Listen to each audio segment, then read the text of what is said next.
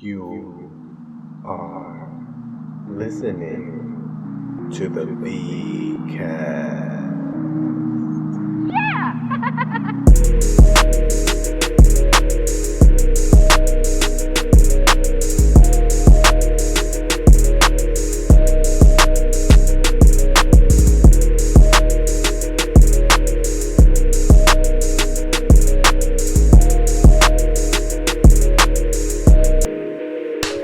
What's up? It's the VCast. We are back. It's your boy Slick Vic in the building. I'm here with Chris Carfaro. ¿Qué pasa, papi? Not much, man. Thanks for having me. Absolutely. We just fucking crushed it at the open mic because we're fucking bandoleros. Just chilling. I fucking had to go down there and get slick. I was like, you know what? I'm fucking wetting my fucking hair for this one. Yeah, it looks nice. I got fucking the shower going. I'm fucking feeling nice. I'm actually going to go get it braided tomorrow. Really? Yeah, I got the appointment set. I'm going on vacation this weekend. So I'm like, you know what? I'm going all in on it. Where are you going? I'm going to Florida, Mom's. Oh, there you go. Yeah. Just the fucking Gotta same thing, do fit in with the nothing. boys. Dude, you know, my job was letting me go on like every summer. My mom got cancer like 3-4 years ago. It's like right before the pandemic, like the summer before the pandemic. And she had to get surgery. She had lung cancer, and she had to get surgery to get half of her lung removed. Oh, fuck. And then she also got COPD on top of it. But my mom's good, right? So, but in the beginning it was like scary, but now she made a full recovery. She's been cancer free. I think they call it In remission. In remission. She's officially in remission because you got to do like a year of certain tests or whatever. So she's officially in remission. She's good now. But when it first happened and she had the surgery, my job let me go down there for a month. Oh, it's awesome. To work from home. Like they let me work remote, and I stayed with her, you know, while she was recovering, and I brought my daughter with me. So like my daughter stayed there for like the summer, and then she was probably like 3, maybe or 4. And my mom's got a pool and everything. So we just stayed there. And I think like my daughter being there, like me and my daughter being there was like a big part of what helped her get better. You know, it gave her something to do every day. Like she was, you know, fighting. Like it gave her that fight, remind her that there's something to fight for and shit, you know? Yeah, was she like all laid up? In the beginning she was, because you know what, like now with technology being the way it is, removing half your lung is an arthroscopic surgery.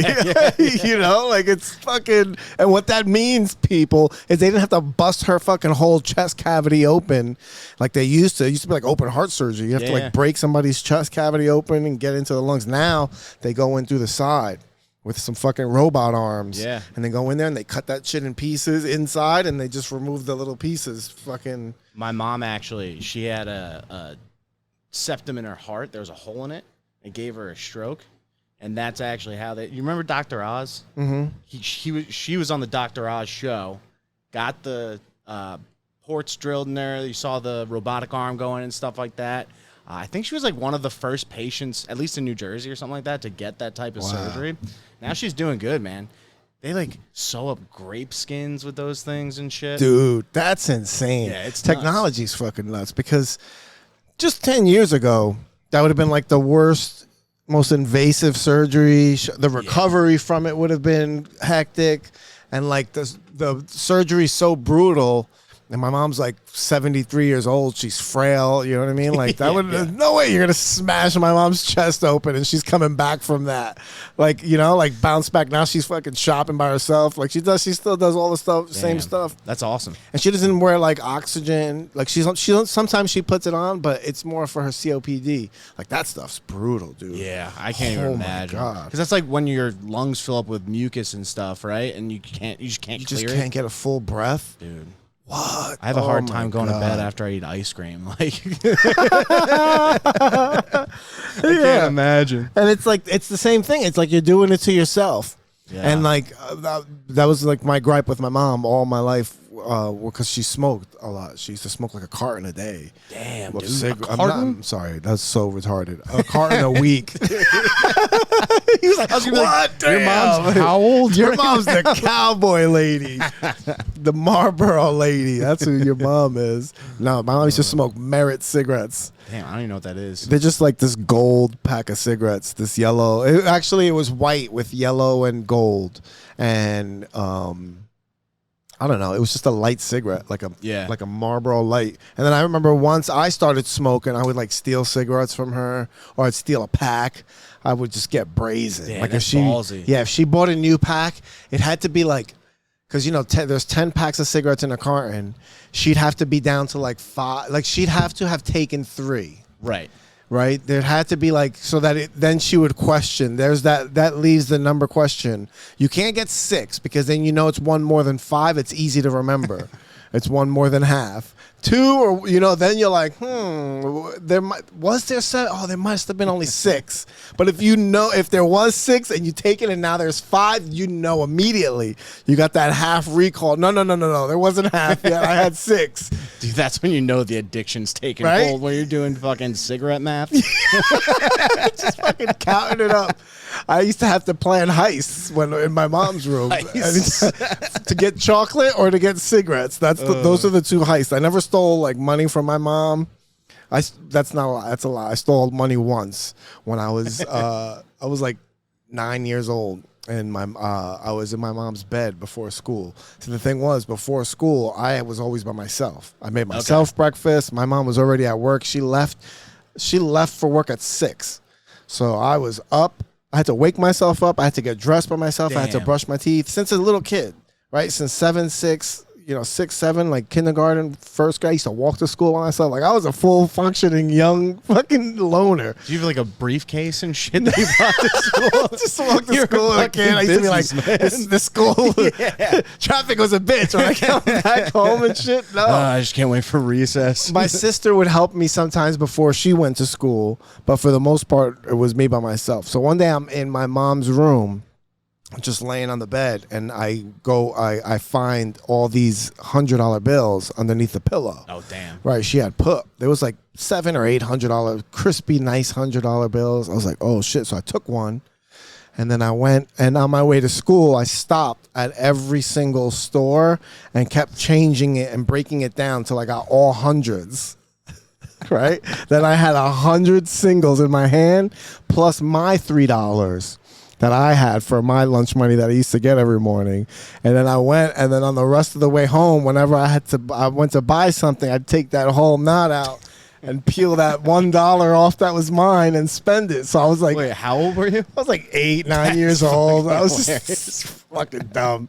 Dude, we had wildly different childhoods. Bro, I got home, and my mom, because I used to disappear after school too, because I had to go home by myself. So I'd go hang out and stuff and fucking be home at like 6 and shit. And I got home, and my mom was on me immediately. Was like, what did you do? You took my $100. Where's my $100? Like right away, I was like, oh, and I fucking took it out and I gave it to her, every single dollar. It was just in singles, but I gave it to her. And she was like, you didn't spend any of it? I was like, no, I just wanted to pretend like I had money. Like I was pretending I wasn't stealing. Dude, she probably thought that you were like an 8-year-old trying to go to a strip club. Yeah, she's like, what is wrong with this? She just knew I'm a freaking maniac, and I was like that as a kid. That's insanity. Dude, like so different. Like when I found my brothers like chewing tobacco, I didn't know anyone that smoked cigarettes. Like everyone around me were all athletes, so we didn't like want to smoke. We'd always do chewing tobacco. I found that when maybe I was in like 8th grade, about to go into high school. I tattled on him. Like, dude, I was such a bitch. Just like I'm telling. I was like, Mom, what is all this stuff? No, I never found. The funny thing is, I grew up around a lot of shit. Like my aunts and uncles were drug dealers. Oh shit. And not just like any drug dealers. Like they ran blocks of heroin, like serious business. Like when I was little, like they would be like big bags of cash and stuff. And this is like, I know this from whatchamacallit, from third hand accounts. Yeah. Right. I was too little to really understand what I was around, but I just remember one vivid memory of being, because my aunt and my uncle both died like when I was little, very little, and my uncle died because somebody killed him over his territory. Like, that's what I mean. Like, it's fucking nuts. And he when I was little, the only memory I have of being in my aunt's house was getting a roach in the cereal box and freaking the fuck out, and then them like the bug. Yeah. And then like a joint. no, like a like a fucking roach came out of the cereal box, and I freaked out and didn't want to eat. And they got mad at me, like I was doing something wrong. Like, yeah, like if I was the wrong one, I'm like, what are you talking about? If I call the health department, do you know what would happen? The health department will shut this establishment down. Are you serious? This was in the fucking 80s. There was no health department. Oh my god. And this was in the 80s in the fucking Bronx. This is it was such a crazy. I didn't grow up in the Bronx. I'm actually the only member of my immediate family that wasn't born in the Bronx. All my brothers and sisters were born in the Bronx. I was born in Jersey. My mom took me out. And Smart lady. Then I proceeded to spend the rest of my life pretending like I was from the Bronx anyways. Fucking made her happy. I went to school up in Fordham when I went back, and yeah, we're recording. Oh, okay. I saw this flat line. You died. Say something. Oh, Hey. What's up? Sounds like you were. Hello? Oh, okay. Yeah, all right. Maybe I was just too far away. Let me tell you, technology is not my strong suit. Are you high? Dude, I might Did you be. get high like me? What was I saying? Oh, I went back to school and went to Fordham, which is in the Bronx. Mm-hmm. And I lived on like Little Italy, like Arthur Avenue, which is the Little Italy of the Bronx.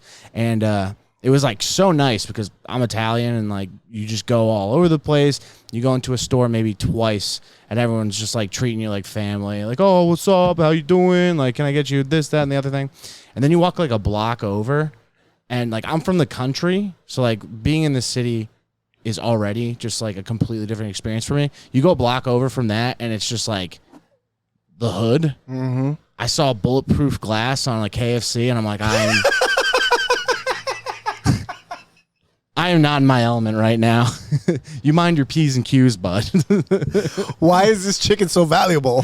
You're telling home, be like, hey, listen, man, I don't know. It's crazy over here. These fucking people really love chicken. Like, they protect it like it's cash. If you're shooting someone for a 3-piece, dude, you got some issues.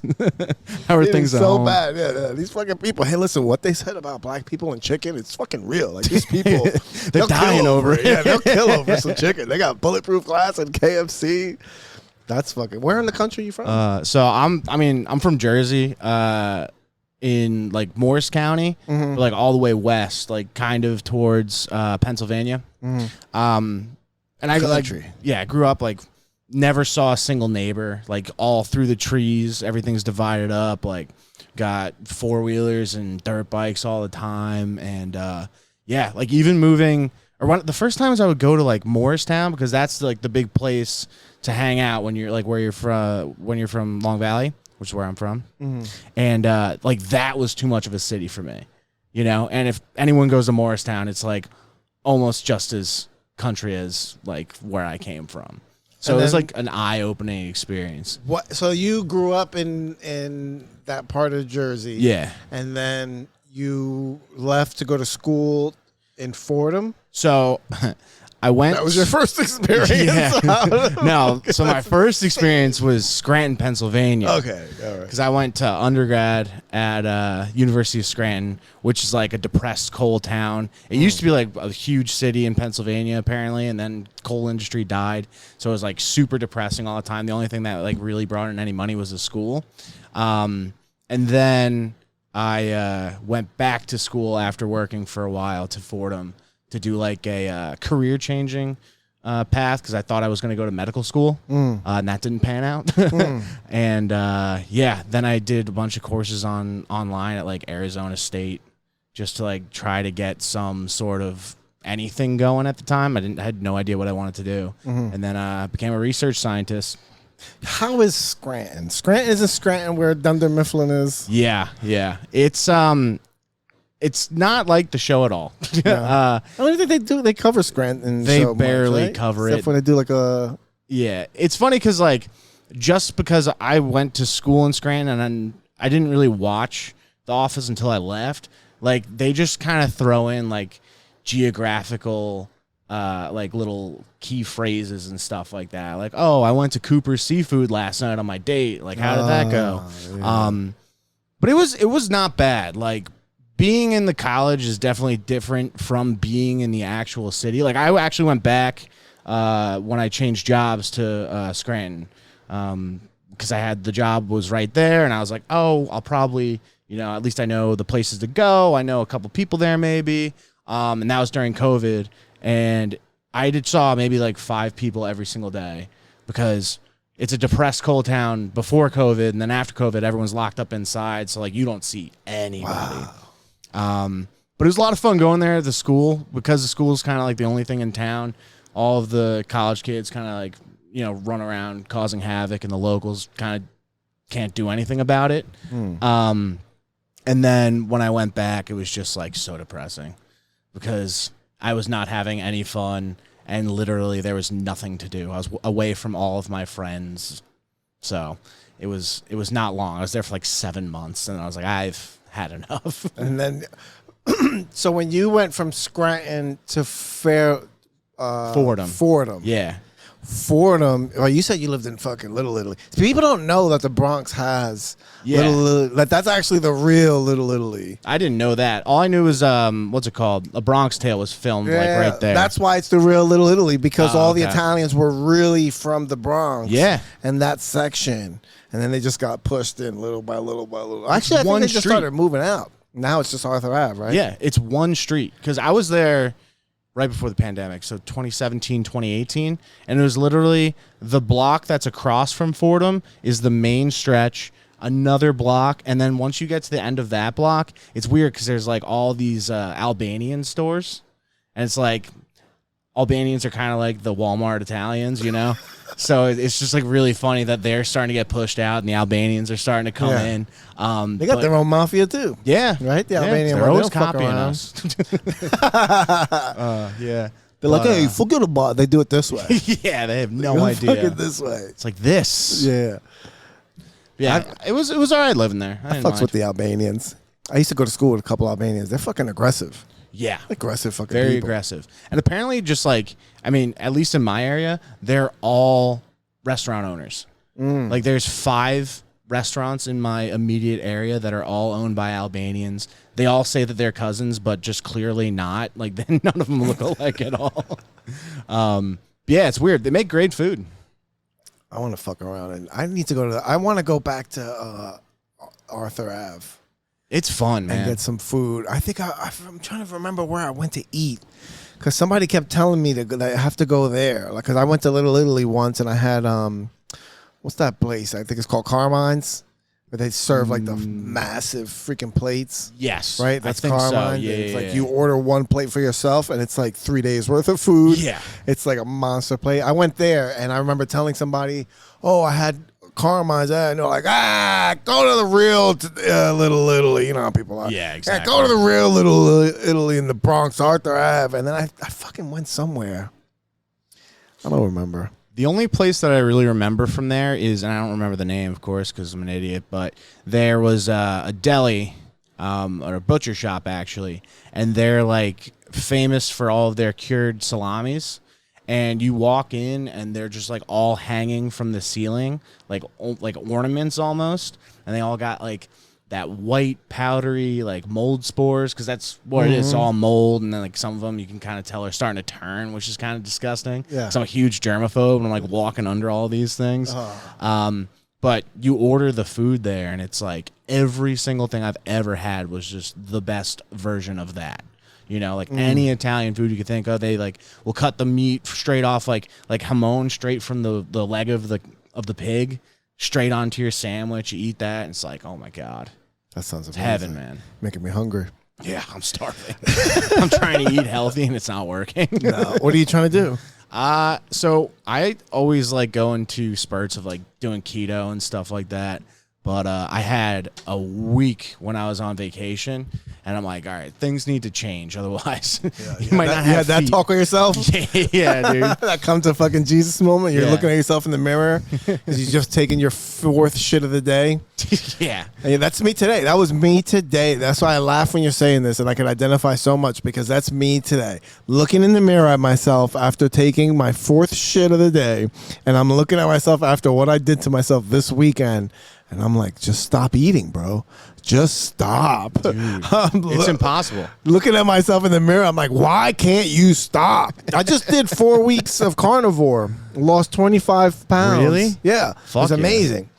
I'm always afraid to go full carnivore. I don't know why. Great. It was fucking, it is really good. Yeah. It is like the way you make me feel, like the way I was feeling was really like, I just felt so much like clearer in my head. Like I wasn't brain fogging so much.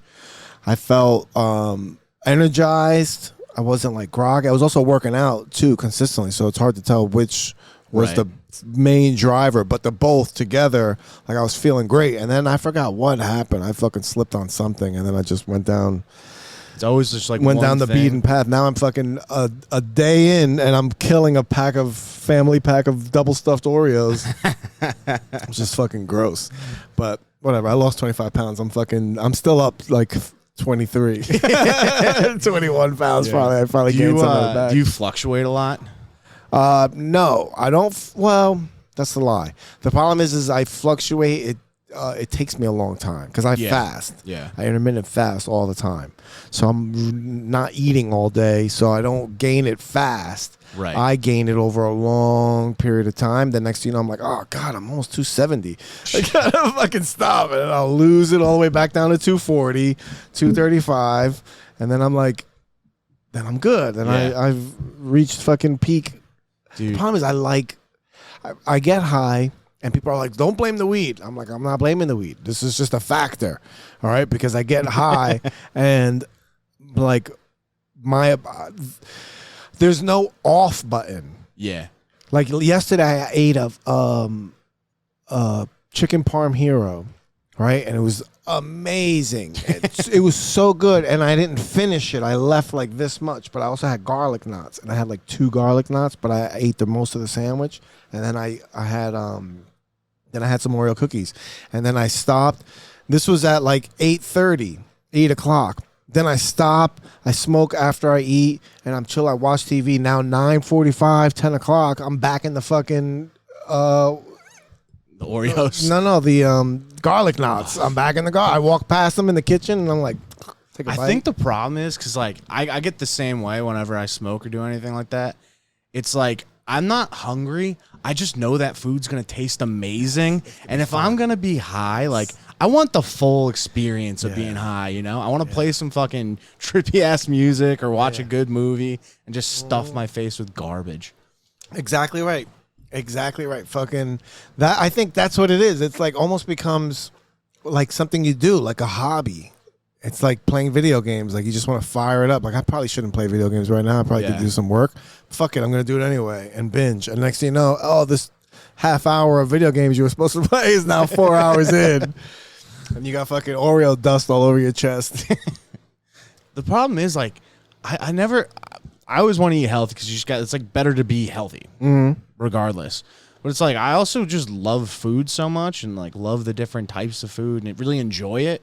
So it's like, I don't think I'll ever not eat that way. You know? I don't want to be restricted. Yeah. Like what my problem is, I can't eat that way every single day. Yeah. Like I can't double up on pizza anymore, you know? And there's so many good pizza places. There's so many good pizza places. Like I was probably like 3 weeks into the carnivore diet, and then like I'm seeing, all of a sudden it's like the algorithm is like, hey, oh you can't have pizza? Watch this. Non-stop pizza videos of these people making these delicious pizzas and taking them out of the oven, and then I'm constantly telling myself like, hey man, you're gonna be able to eat again. It's okay. Like you'll have the pizza one. I'm like, I want it now. Dude, you know what movie you should watch if you're like self-conscious about your eating that'll change your life forever is The Whale.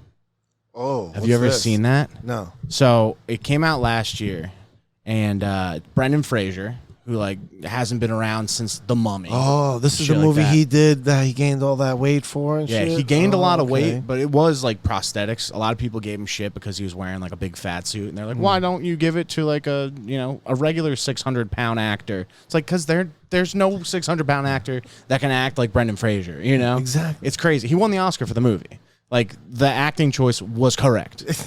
But he literally, there's one scene, and spoiler alerts, but this has been out for a while now. Too bad.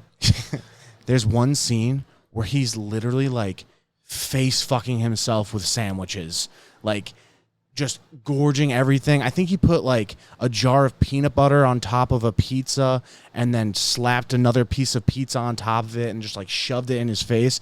And then quick cut to him just sobbing, crying, and throwing up into a garbage can. I lost 25 pounds in a month after that. Not a month. That's ridiculous. In 3 months after that movie. Wow. Yeah, I was like, I'm never eating again. Dude, it definitely becomes an illness. And like I was talking before about my mom and how she used to smoke the cigarettes and stuff, and you're like, why can't you stop?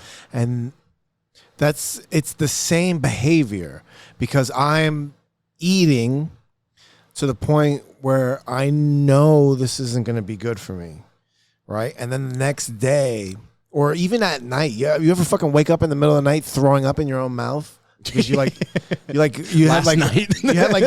an indigestion and you just burped up throw up and you're like, you wake up and you have to swallow it back down because you're still in bed. And like my first reaction is like, you disgusting fucking pig, stop it. Don't eat anymore. Like, don't do this anymore. Just don't do this anymore. Tomorrow, when you wake up, this is, we got to stop. Don't eat anything. We're going to fast until 4 o'clock. And then the first thing we're going to eat is scrambled eggs. And like, then at 2 o'clock, I'm fucking halfway into an Italian hero. And I'm like, all right, well, I guess it's going to be tomorrow. Yeah. Like, it's the problem is you don't have to smoke cigarettes to live, Like, you need food. Yeah. I mean, I don't think we're covering any new ground, but it's a problem. It really is. No, not a fun one. That's a fucking terrible problem. Yeah. They need to figure some shit out. Dude, we need a pill. That's what we need. Yeah, Ozempic. Yeah. Oh my god. That shit fucks with like your bone density and your muscles. That's what the Hollywood people are doing, right? Yeah, apparently that's what everyone's doing. No, man. I'll take clenbuterol or Anavar. I'll take Winstrol. I don't know what the fuck the name of that pill is that you just talked about. Ozempic. Yeah, no, thank you, dude. It's fucking weird, and I think it's just one of those things where it's like you don't need it. You just need better food, if that makes sense. Yeah. You got to make better decisions. But the problem is that's hard. Yeah. And it'd be much easier if there was a pill that I could just take for anything. Yeah. For everything, right? You always hear people talk about if you could exercise and take like the way exercise make it feels and put it in a pill, like everybody would fucking take it. I'd take everything. Everything was in a fucking pill. Like if I didn't have to drink water anymore, I could just take this pill and I'm hydrated the fucking rest of the day. Don't you love fucking cold water? It is nice, but like, day. when I'm playing basketball or something, it does fucking cool you down. Yeah. It's very fucking refreshing. Yeah. My mom does not like water. That was another thing. Like, that's part an of the old person thing. Part of the way she got better was that she started drinking water because before that, it was Pepsi and coffee.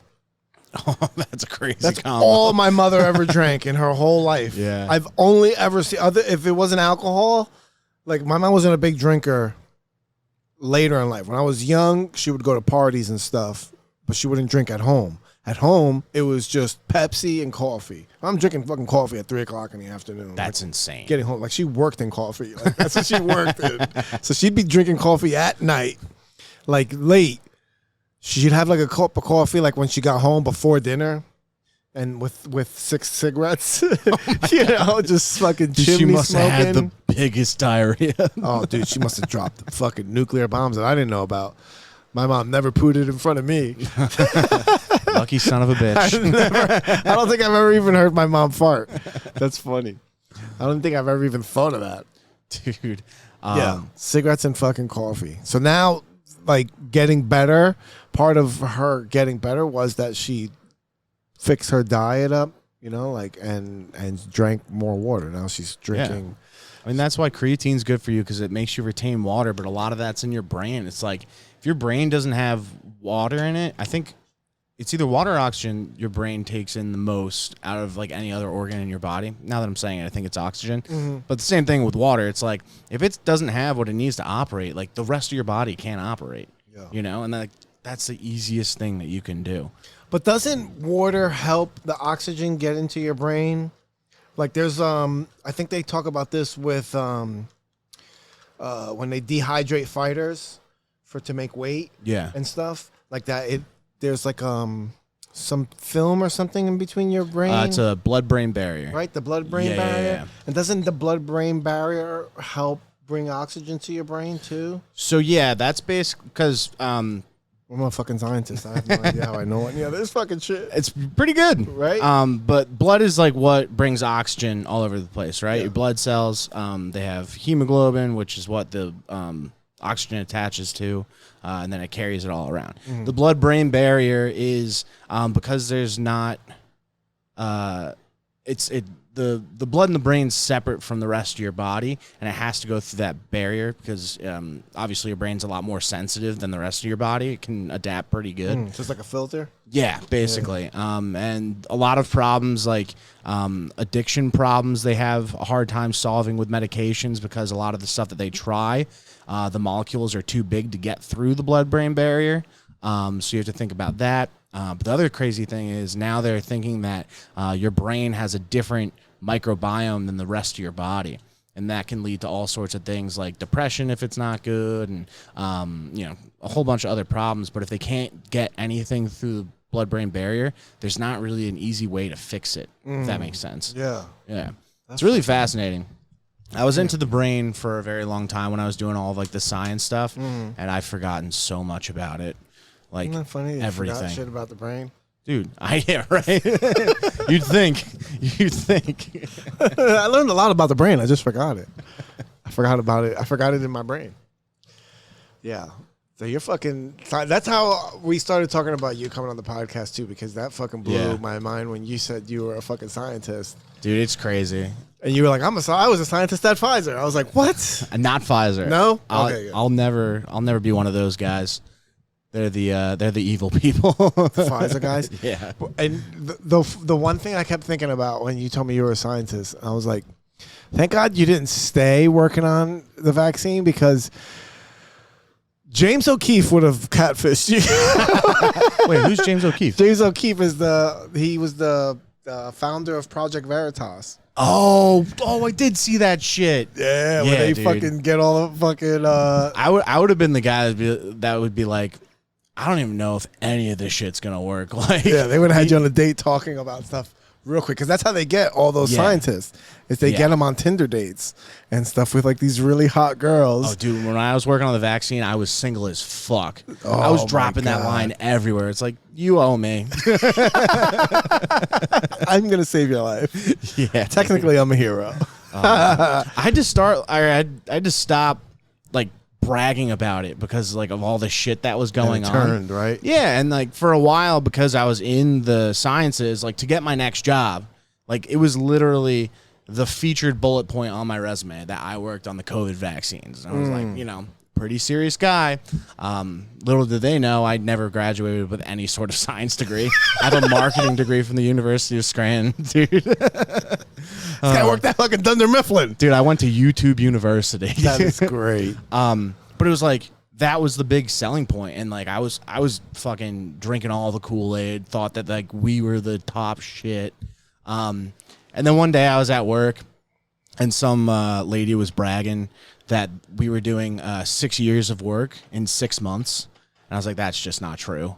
Like, that's impossible. Like, you wouldn't be taking a lunch break if that was true, you know? Yeah, yeah. And then it was just like, all right, how much other shit are people just kind of like blowing up our asses? There was a lot of other stuff that was just, none of the things that we were being told like really matched what was going on. And you would talk to other scientists and it was all hush hush, obviously, because, you didn't want to be that guy to like be a conspiracy theorist, even though like now it's kind of, a lot of the conspiracy theories at the time are just generally accepted right now.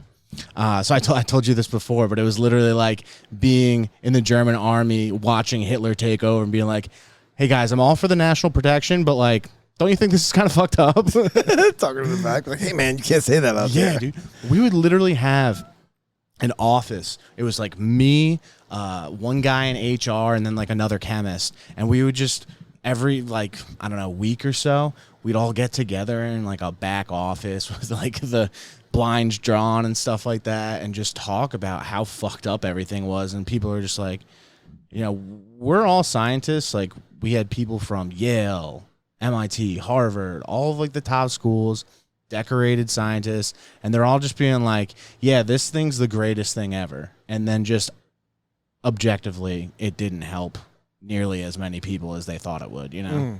So that was like my final straw where I was like, I can't be in this industry anymore, you know? Yeah. So it was weird. Yeah, that is fucking definitely weird. Because whenever you work, I was thinking about this, like how things get not compartmentalized, but almost protected. Where, you know, some of the big pushback to conspiracy theories is like, there's no way everybody would go along Right. with this, right? There's no, somebody would say something, and it's like, yes, but what happens when they say something, right? They get fired, or they get made an example of, Yeah. right? So nobody else is going to say anything. Like, you see what they did to Tom? Like, they fucking dragged Tom. Like, Tom, all of a sudden, you were everybody was cool with Tom.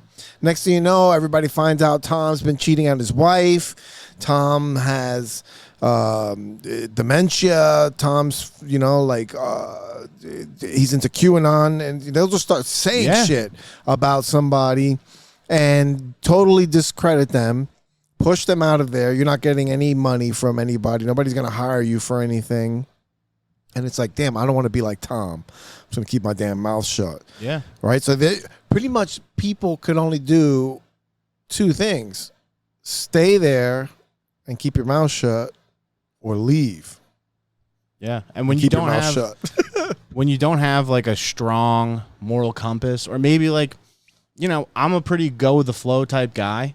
So a lot of the stuff that was happening at the very beginning of it, I was just like, yeah, like this sucks, but you know, apparently we're doing good. I'm going to keep going with it until I find out more information. But when you're in an organization, they're paying for your home, they're paying for your food, right? Because they're giving you a salary. It is very hard to like have that mental fortitude to say, hey, this is fucked up and I'm not being a part of it anymore. So like that was, I was pretty proud of myself when I quit, actually. Yeah. And then I saw my first bill coming in and I was like, fuck, man. You know, you're like, damn.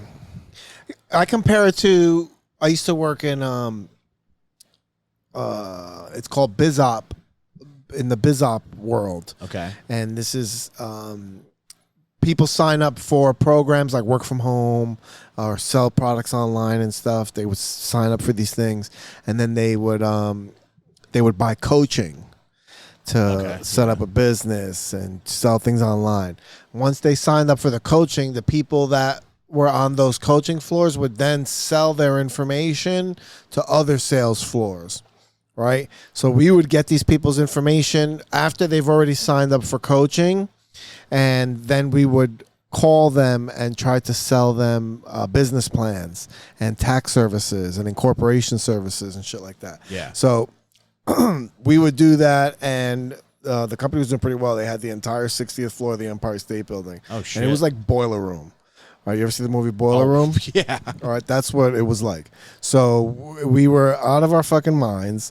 I was 24, right, 25, jacked out of my mind on crazy steroids, right, hanging out with all these other meatheads in this fucking place, calling people. And come on, Barbara, you know, you're on the fucking phone with these people, high pressure sales, but you're doing like crazy money. These kids are bringing home $10, $12, $15,000 a month, like Damn. easy. And all you're doing is hanging out all day in the city, right? We would get there and start at 10 and leave at 8. Like those were our hours, 10 in the morning to 8 p.m. That's that work hard, every party day. hard lifestyle. Yeah, we would go to the gym. Like you'd leave work and go to the gym. As long as your numbers are getting crushed, nobody cares if you left for 2 hours and fucking went to the gym around the corner, come back. And I consider myself a moral person, but I was right in the mix of it. Yeah. Right? Didn't really think about all these people's lives I was ruining, maxing people's credit cards out, knowing that they were getting scammed, but my rationalization was like, we're not scamming them. They've already been scammed. Mm-hmm. We're selling them legit services that they don't need, that they're never going to use. And the funny thing is the fact that we sold them those tax services actually gave them like a little bit of a recourse, like the incorporation shit, so that they can get some of their money back. And that's good at least. Like in tax deductions and shit, it's nowhere near. You were better off if you never met us either way. You know what I'm saying? It's not, but it was. So the whole point is, like I'm saying, you're in this kind of like group mentality where you're all it's like us versus them. Yeah. Right? Almost like every job I've ever worked at, you develop an us versus them, us versus the customers. Like, which is insane to think about. Right? Because they fucking pay your bills. Yeah, give me money and go fuck yourself, dude. Yes, continue to give me money, but don't fucking ask me questions, bro. I work in customer service now, and it's like that. It's like, give me your money, but don't fucking ask me for fucking anything. Do you play sports a lot? I used to. Yeah. When you're in like high school and shit? Yeah. It reminds me a lot of like team building in high school and like exactly what it is. Coaching and shit like that. Because, at least when I was in high school, I was fucking gung-ho, like all team, rah-rah, shit like that. And I remember like the first time that kind of broke for me is I played a lot of lacrosse. I played lacrosse in college and shit like that. But I would do a summer league every year. It was like an elite summer team, go all over the country, play games and shit like that. And a lot of the kids were from my area. And like some of them went to like our rival high school, and like before games you'd have their pictures up and shit like that and be like, fuck these guys, like they don't know shit, like we're the best, yeah. And then you meet them in the summer league, they're on your team, and it's like, oh, this is the nicest guy ever. Like, why did I ever even have a problem? And it's just the same thing. It's that group think. You get conditioned that way. And sports, it's fun. At the end of the day, if you're not an insane person, like it doesn't matter. Yeah, you but when leave it it out comes, there. yeah, when it comes to jobs, especially like morally questionable shit like that, it can really fuck with you. Yeah, for sure. I feel like I'm still just getting out of that. Yeah, because you don't really consider any of the damage that you're doing because you're in this world with other people telling you that it's okay. Yep. And you're like, you almost believe it because you don't want to be bad. Yeah. You like it's all moral compass shit. Yeah. Dude, I've watched some of the smartest people, like arguably in the world. I worked for one of the biggest pharmaceutical companies in the entire world. Fucking, I'm sure you can figure it out. And my boss, I would consider one of the smartest people I ever met, and she got like 4 booster shots after being sick with COVID already 3 times, being fine every single time, and then she would still say, like, we need to do this to stop the spread of COVID. And I was like, if everyone's doing it like you were, and the majority of people around me at least were, it would have been gone already. So there's got to be a problem with how we're treating this thing. Mm-hmm. And then after that, we come to a rational place. We can move on from there and figure out what the next steps are. Everyone was just so locked into, like, you had to get vaccinated and you had to follow all the rules. You had to do the lockdowns. To admit they were wrong, I think, was a lot of the issue about moving forward from it, Because, like, again, I felt like an idiot. I remember having a conversation with my dad about, like, the lab leak theory early on. And I was like, Dad, like, he was telling me about it. And I'm like, that's so stupid. Like, I can't believe you believe that. That's the dumbest thing I've ever heard. Like, 5 months later, I literally went and apologized to him. Yeah. My dad's a son of a bitch. He was like, I told you so. Dude, I wanted to go on such an I told you so tour. Yeah. Because for me, it was COVID hit. I had worked and I was doing comedy. I had just got into the dojo here, right? I just started helping Clint. I was just hanging around, and then I did a spot, and I remember doing a joke about people wearing masks.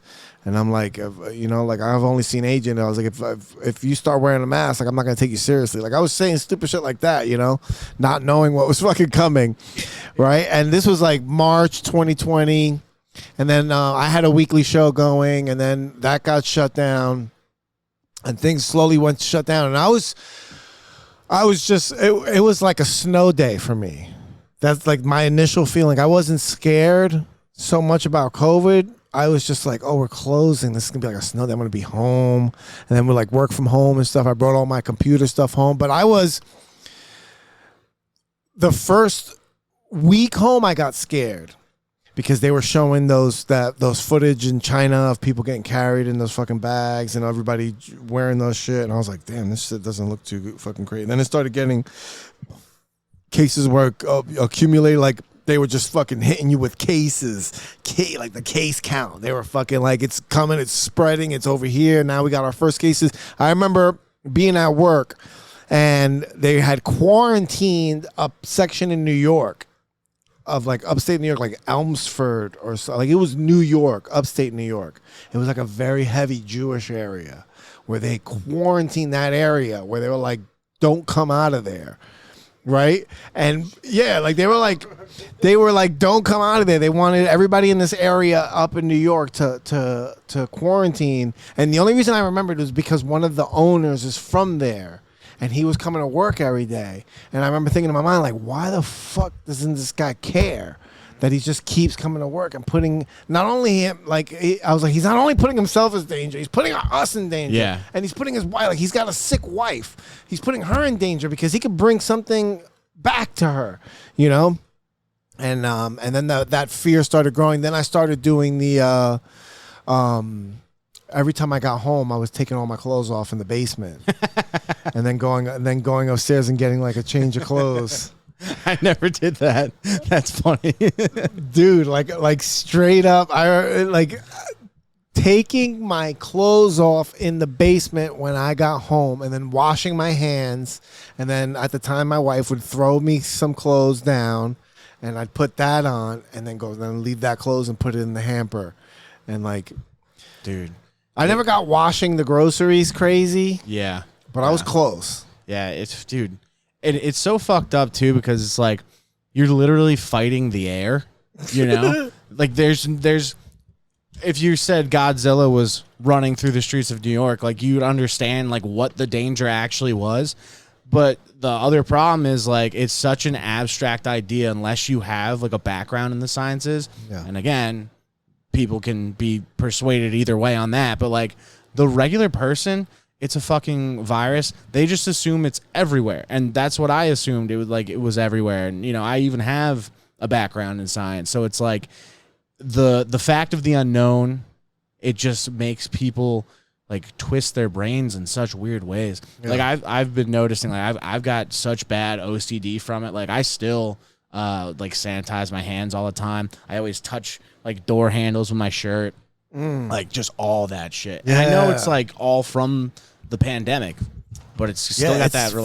It's that PTSD, bro. Yeah, that's what that is. It's PTSD, and I was always into conspiracy theories. I got into conspiracy theories. I know when it was 2012. I quit that business.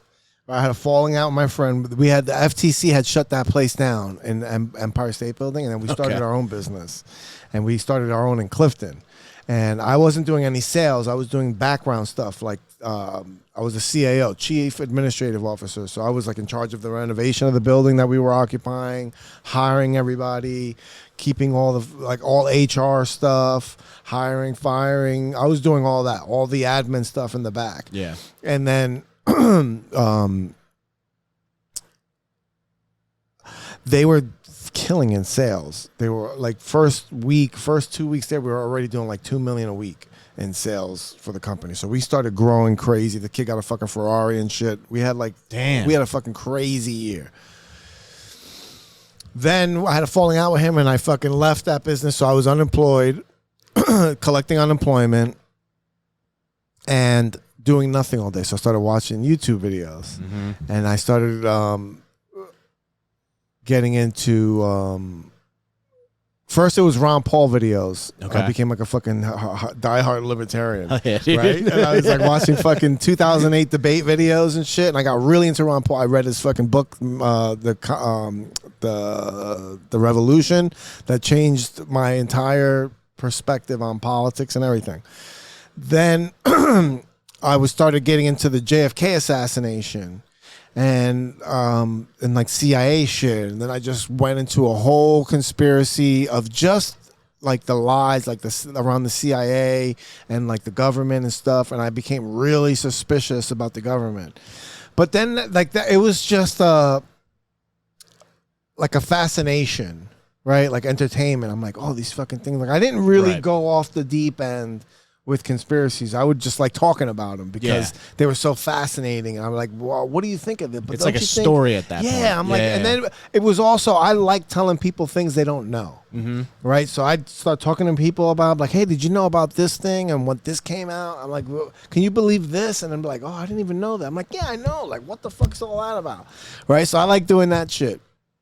Then COVID happened, and slowly, because I've already had those contacts in the conspiracy world where I was privy to those news sources, especially like I read a lot of Ron Paul Liberty Report and stuff, and and I was listening to his podcast a lot, and I'm listening to them talk, and I'm like, why the fuck would they lie about this? And then I'm like, why would they lie about this? Why would they lie about this? Why are they lying about this? Yeah. Like, like it just. They're fucking lying. Yeah, and then I'm like, holy shit, they're fucking lying about this. Like, it just slowly progressed into this thing. And like, the real sad part is that I have zero faith in our health industry now. Me too. I have zero faith in the scientific community as not being impartial. Now I'm like, fuck, everybody's partial. Yep. Like everybody's motivated politically. Like why everybody cares about politics so much, and like I don't know, man. They did like the best psyop of like all time because they were able to like turn everybody into government defenders. Yeah. They Weaponized fear. Yeah, man. They're literally like what they droids. did. It's insane. I'm very similar to you. Like I got into like a bunch of different libertarian shit when I was like working on all the vaccine stuff. So like in my 1 year, I had everyone telling me like how they wanted everyone to, believe everything was going. And then I had, all of the libertarian people telling me like all of them were wrong. So it was like a really hard like path to navigate, right? Because I was still trying to like prove myself in the pharmaceutical industry as like being worth my salary almost. So I didn't want to go too far the other way, but they were just bringing up so many good points about how, like you said, everything is kind of being told in maybe not a lie, but a way that is beneficial for someone else, even though it might hurt someone Manipulative. Very manipulative. And it just got like so crazy that you can't unsee a lot of the stuff. And then you go down even further into the rabbit hole, like you talk about conspiracy theories. The ones that I watch, they're not conspiracy theories, but they're like documentaries about really fucked up old scientific experiments. Like they had one, I think it was called like the monkey brother experiment, where basically they just put a baby in a cage with a baby monkey, and they were just like, "Your brothers now," and they just like locked them in the cage and decided to like map out their behavior. And it's like, great, you learn a lot about the human brain, but also you just put a baby in a cage with a fucking monkey. Like, what are you doing? And it just gets you thinking. It's like, if those people can do that, what's a little money on top of whatever we're doing over here that's going to make, someone else do something fucked up, you know? And it also sucks because the way that you would say to, bring faith back into the community is take out all corporate sponsorship of all of this science, right? But then what is the carrot attached to, that's driving all of these experiments forward? If there's no money in it, people aren't going to just do the science, right? They need money somehow.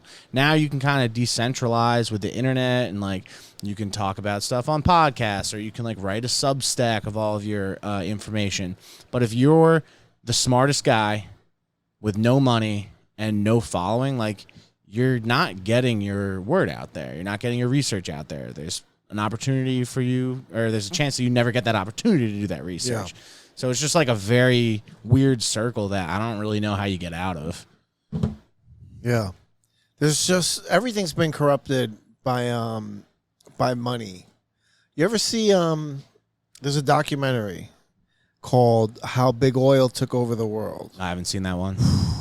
Dude, it's a History Channel documentary. History Channel don't show it no more.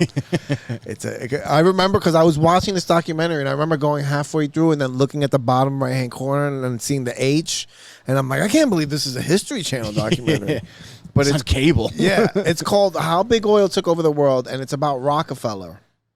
And it's about John D. Rockefeller, and it's about his whole life and how him becoming so rich, how he changed the world with philanthropy. I use the air quotes, philanthropy, because what he did with his philanthropy, and I'm watching somebody do it now in a similar way, Bill Gates, is you use that guy.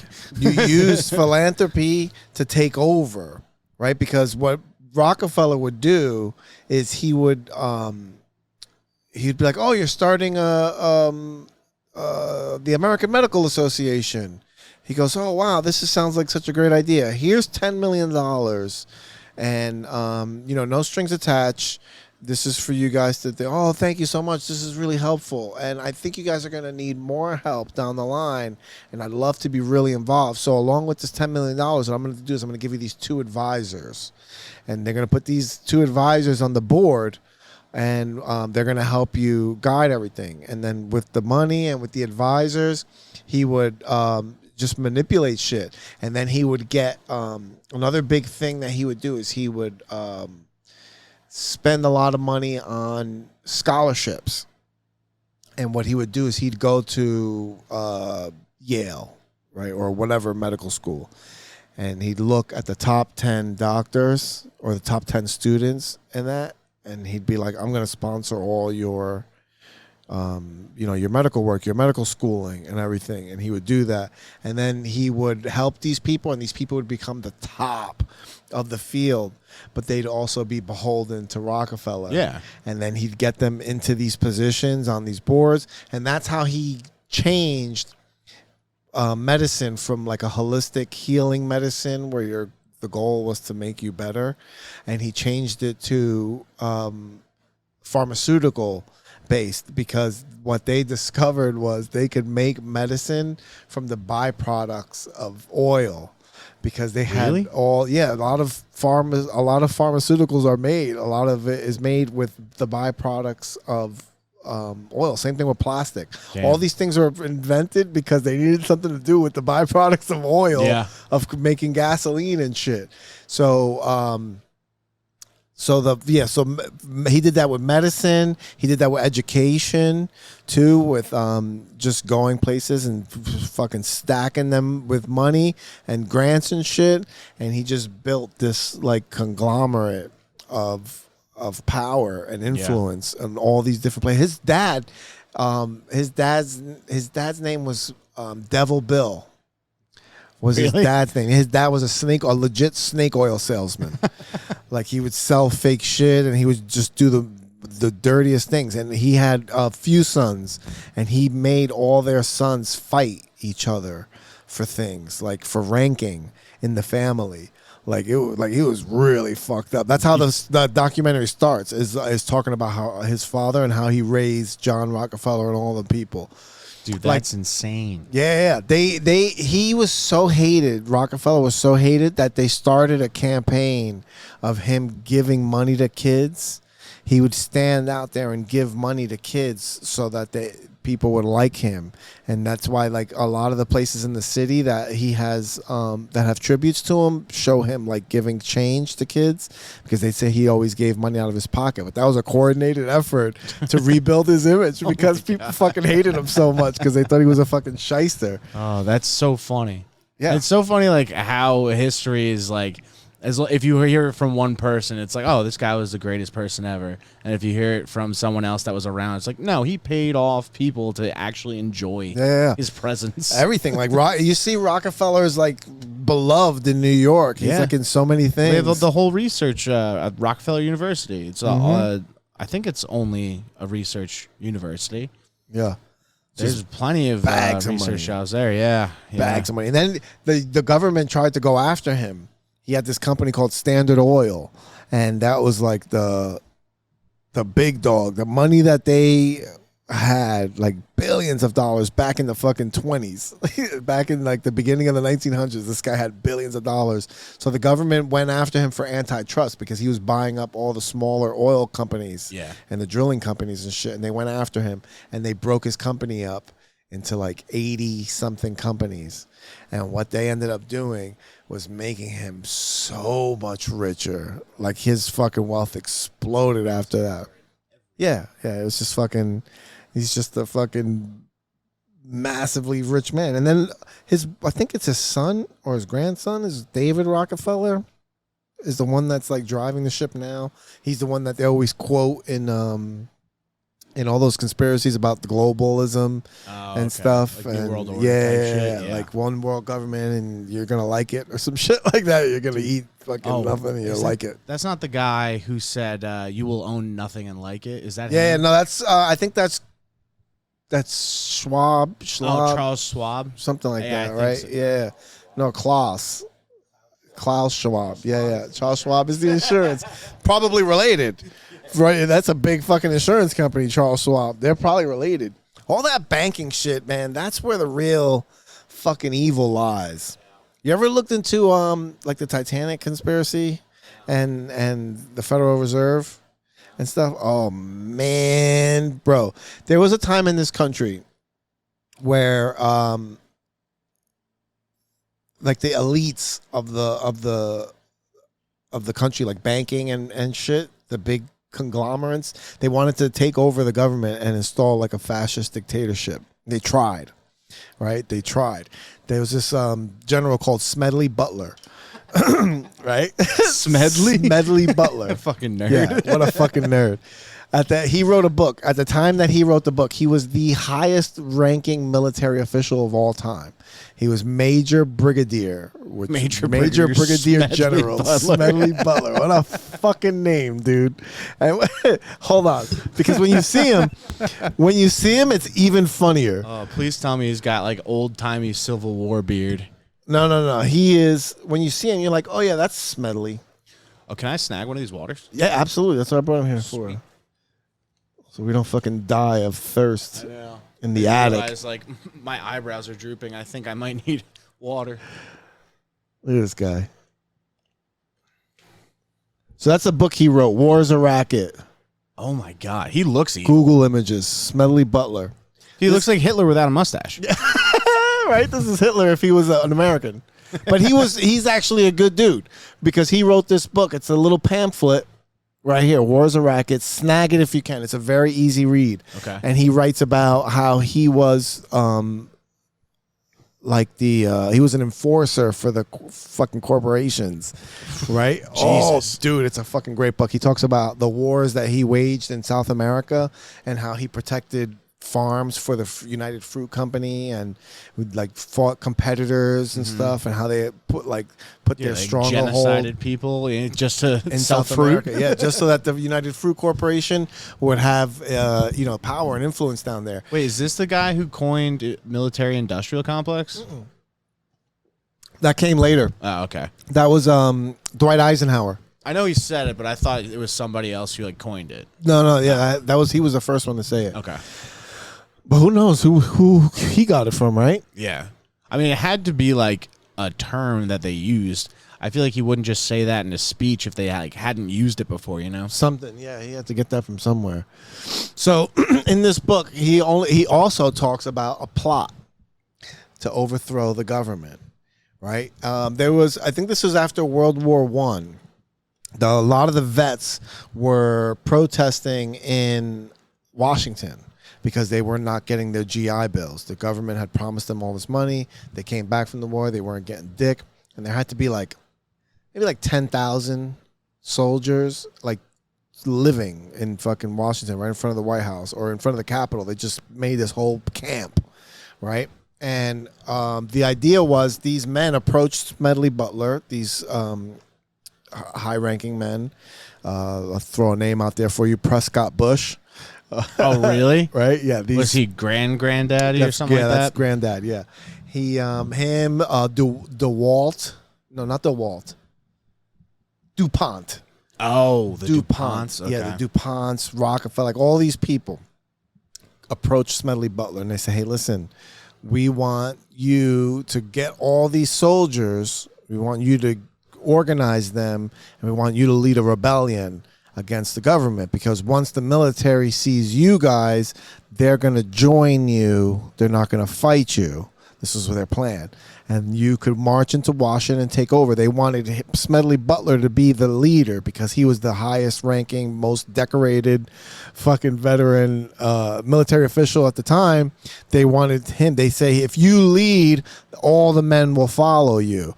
And so he went along with them and listened to their story and stuff. And then he fucking went to Congress and was like, hey, these people are trying to fucking overthrow you. Fucking narc. Yeah. He went straight. He was like you, right? Snitched on his fucking brother. He was he found the fucking chewing tobacco. He was like, I'm out of here. I'm telling mom. Hey, things aren't right here.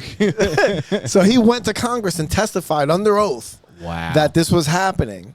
And they investigated it and found out that there was a conspiracy to overthrow the government. And then that was it. Mm-hmm. Never talked about it again. And then the Titanic happens. Right before the Titanic, there's a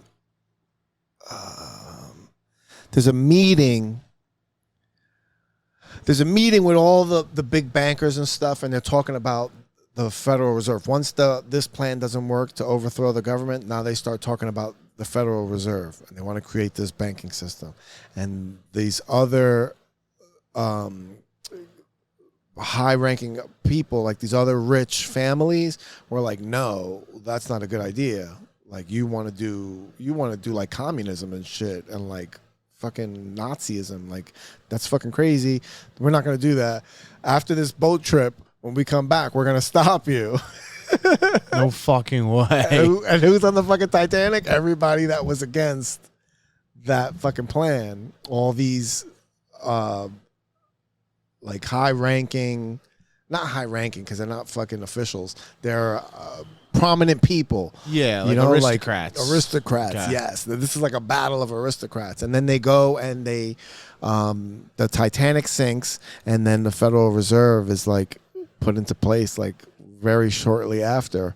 That's fucking insane. Yeah, the Federal Reserve, and the way they did the Federal Reserve was fucking crazy because they did it in secret on a train. These senators with the bankers, they put all this together in secret. And I'm almost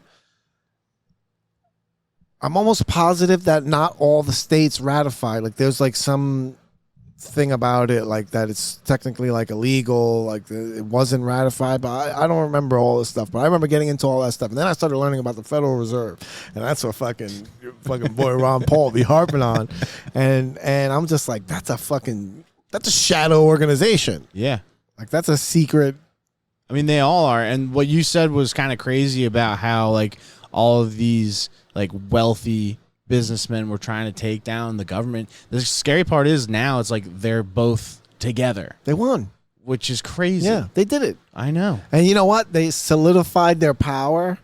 Their power almost came. Their power was challenged in 1963 by a certain fucking president. And they saw what happened that they did to his ass. They Oh, fucking left his fucking- fucking yeah. brains all over fucking Dallas. Dude, I was listening to an interview. I can't remember who, but they were like shitting on Robert F. Kennedy Jr. and like all of like the crazy conspiracy theories that he has. And the lady was like laughing, and she was like, "Can you believe that he thinks the CIA killed his father and uncle?" I'm like, yeah, I totally can believe that. Yeah. He probably knows for a fact that it happened and is waiting to tell people. Yeah. Can you believe that you don't think that? Like, how Yeah. do you not think the CIA had anything to do with that? The funny thing for the Kennedy like conspiracy is like, oh, was there a second shooter and all that shit? And we're like, who cares? Like, a president got assassinated on national television, most likely by the CIA. I think that's the story from from that entire experience. Yeah. You know, That I remember watching. What the hell's the name of that show? Jesse Ventura. Jesse Ventura questions everything. I had Ace Ventura in my head. no, Jesse Ventura, the former wrestler. The guy who talks out of his butt. No, not that. The guy that hates transsexuals? No, not that guy. Jesse Ventura. He's a former governor of Minnesota and professional wrestler. And he had a show called, was it Jesse Ventura? No, that's Joe Rogan Questions Everything. Jesse Ventura's had like a conspiracy theory show. And one of the episodes he covered was the JFK thing. And he was like balls deep into JFK. If you ever listen to his podcast, like, and him goes into fucking, he would go balls deep into JFK shit. But he did an interview with the son of the guy. His name was, God damn it, Henry, something like that. He's a pretty famous guy because he was also arrested at Watergate. Not Kissinger. No. He was, God damn it, he was in the CIA. Okay. And he was arrested at Dealey Plaza. He was one of the 3 hobos that they arrested from the grassy knoll. Okay. There was like they said like, when everything happened, when you talk to eyewitnesses, all the people in that area said they heard a shot come from the grassy knoll. Everybody looked over there. Some people said they saw the smoke, right, from the rifle, and that the only people that were over there were the hobos, the homeless guys. So they arrested them, and they took them in. Ethan Hunt? No. That's fucking Mission Impossible. Ethan something. I'm almost positive his name is Ethan. And he, anyway, he got arrested there, but he was also in Watergate. He was also one of the guys that got arrested at Watergate. Wait, really? Too, yeah. And on his deathbed, he confessed to his son that he was involved in the JFK assassination, that's what they were doing down there.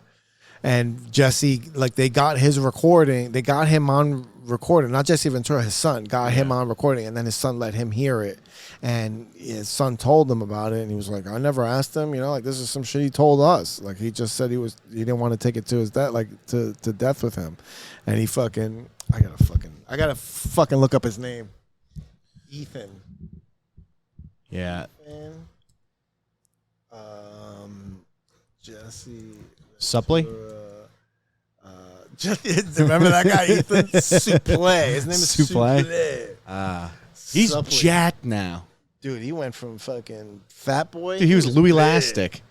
right? Was Friday Night Lights? Remember he the in that? Titans. Remember the Titans. Yeah. That's Louis it. Lastic. Man, he was like the one guy I was like, all right, at least I'm not as fat as him. Not anymore. I said conspicuousy. Conspiracy confession. Ethan. All right, see, here's the confession. Conspiracy theory. That was the name of the show. What, just Jesse Ventura conspiracy It theories? was conspiracy theory with Jesse Ventura. Deathbed confession. See, here's a give it Reddit. Reddit always comes through. God damn it. I just want to know this guy's name. I don't want to hear the fucking confession. But everybody is like has to do such clickbait with shit. Clear my grandfather. Now, trying to find one thing in the internet now is just impossible. More shows came. God damn it. Sure, Jesse. Arlen Specter. That's not the guy's name. I'm going to have to go back and fucking watch this episode now. Oswald could have fired the fatal shot. Okay, case in the video. Claim. Grassy not plausible. Bill Newman, a credible witness, does not change the story. Breakdown Daily Plaza. Credible Oswald, Jim Harris, Lyndon Johnson.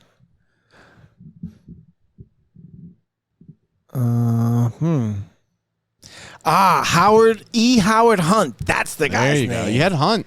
Yes. E. Howard Hunt. That's why I thought it was Ethan Hunt. E. What Ventura touts as Hunt's deathbed confession wasn't quite that dramatic. In the videotaped interview, a frail but healthy Hunt was questioned by his son, St. John Hunt. What a fucking gay-ass name. Who was St. John? St. John. How are you going to give your kid a saint? What if he's a fucking little demon? Yeah, he's overcompensating for something there. Yeah, exactly. He's fucking guilty of his past. Who was not well versed in the nature of his father's job in 1963. As a reporter, I think I have a sense of when people are bullshitting, and there are times when Hunt is clearly peddling fiction. Hunt was alluding to a real mood of hostility among CIA men against JFK in Miami, but I got the sense he was disassembling about real events. Remember, Hunt was a convicted burglar and all-around scoundrel. His suggestion that he was a bench warmer in a plot of his CIA colleagues are intriguing. Given Hunt's loyalty to the CIA, they amount to what law professors call an admission against interest, which is noteworthy. But the uncorroborated claims of a felon are not strong. But that's the crazy thing about like the internet and the climate that we're in right now. Like, that person could literally just be throwing shade because they don't believe them, and they're just immediately appealing to authority. I'm a journalist. I know when people are bullshitting me, so take my word for it. He's bullshitting. Yeah. It's like, that doesn't give me any more of he did it or he didn't do it. That's another thing that fucking journalism really let me down.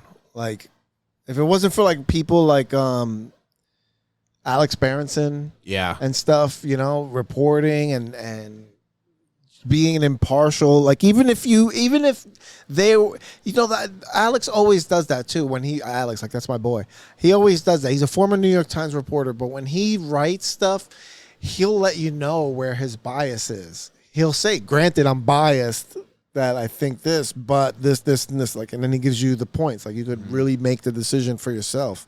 Whereas opposed to a lot of the shit that we're getting now, it's like not trying to give you a biased view. As a matter of fact, they want you to think a certain way about things. And if you don't think along that path that they laid out for you, they look at you like you're fucking retarded. Then you're biased. Yeah, they're like, what? It is the weirdest mind game. I don't, like, sometimes it's obvious, but other times you just have no idea it's coming, and all of a sudden you're like, how am I the fucking bad guy in this situation? It's insane. The one thing I do have to say about like having a background in research, it has made cutting through a lot of the bullshit, now that I'm open to a lot more of the ideas, a little bit easier, because, you know, I never take a first like hit on the internet as like gospel. I'll spend days trying to like research something if I'm like really passionate about it and want to get to the answer. Like, I do a lot of research, but that's also because I haven't had a job in a few months. And, you know, the average person, they're too worried about putting food on the table to take the time. So you have these clickbait articles, and they're like, oh, that's how the world is right now. For sure. Yeah, it's a scary situation. This fucking sucks. All right, I got to wrap it up because they fucking close early today. All right, my man. Thanks for coming through. Again, tell people where they can find you on social media. Yeah, so at Chris Carfaro on everything, YouTube, Instagram primarily. And then I got a podcast. It's called The Huge Movie Podcast. We talk about movies, and we are breaking down the IMDb Top 100 into a bracket and finding out what the greatest movie of all time actually is. Because fuck Citizen Kane. That movie fucking sucks. That's another thing I wanted to talk to you. We didn't have enough time about the movies. I went on your page, on your Instagram page, because for some reason I wasn't following you on my main page. And You got a lot of pages. I know, it's fucking annoying, to be quite honest. And I was looking at your I saw that you had a podcast. I'm like, oh, you got a podcast with it? And I started looking at it. I was like, oh, shit, movie shit. I was like, man, I fucking love movies. I wanted to talk to you about a bunch of movies. But anyway, let's get the heck out of here. Thank you so much for coming through. And thank you for listening. I see you later. Love you. Mwah. Bye. You're listening to my dad of the Vic Cedeno.